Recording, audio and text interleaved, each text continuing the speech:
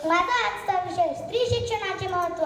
कधीतरी उगवेल ती पहाट, बदलेल समाजाची वहिवाट. नसेल कोणी पुरुष प्रधान, मिळेल स्त्रीला नित्य सन्मान, मिळेल स्त्रीला नित्य सन्मान. आणि हा सन्मान स्त्रियांना मिळावा म्हणून क्रांतीज्योती सावित्रीबाई फुले व ज्योतिबा फुले यांनी आपले संपूर्ण आयुष्य वेचले.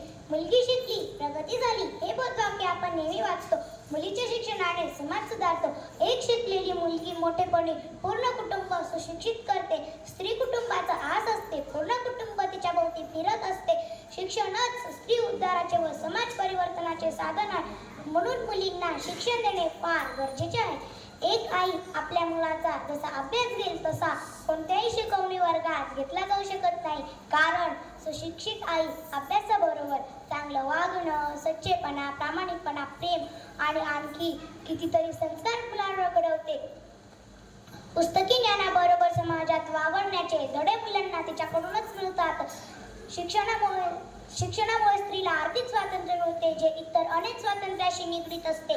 स्त्री शिक्षणाचं महत्त्व ज्योतिबा फुलेंनी 150 वर्षांपूर्वी ओळखलं होतं. 1848 मध्ये पहिली मुलींची शाळा सुरू केली.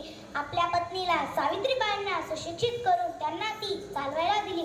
महर्षी कर्वेंनी शिक्षण क्षेत्रात किती आणि काय कार्य केले हे सर्व श्रुत आहे. आपण 21व्या शतकात राहणाऱ्यांनी शहरांपासून दूर असलेल्या गावात, खेडोपाडी, आदिवासी वस्त्यांमध्ये मुलींच्या शिक्षणाला मदत केली पाहिजे.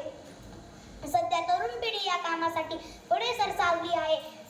काही अडचणींमुळे शाळा नीट चालत नाही. तेथील समस्या पूर्तीसाठी दानशूर आपण समाजाचे रोज थोडे तरी फेडूया असा विचार करणारे मदत करतात, सोयी उपलब्ध करून देतात. त्यामुळे मुली शिक्षणाबरोबर आवडत्या खेळांमध्ये प्रावीण्य मिळवू लागलेल्या आहेत. महिलांच्या शिक्षणामध्ये अनेक अडथळे असले तरी भारत सरकारने महिलांच्या शिक्षणाची स्थिती सुधारण्यासाठी अनेक उपक्रम धोरणे सुरू केलेले आहेत. केवळ सरकारी नोकरीच नाही तर आपली एक व्यक्ती आणि उत्तम नागरिक म्हणून भारतातील महिलांचे शिक्षण सुधारण्यासाठी हात देणे ही आपली जबाबदारी आहे. मी आशा करते की काळाच्या ओघात भारतातील महिलांचे शिक्षण सुधारण्यासाठी हात देणे ही आपली जबाबदारी आहे.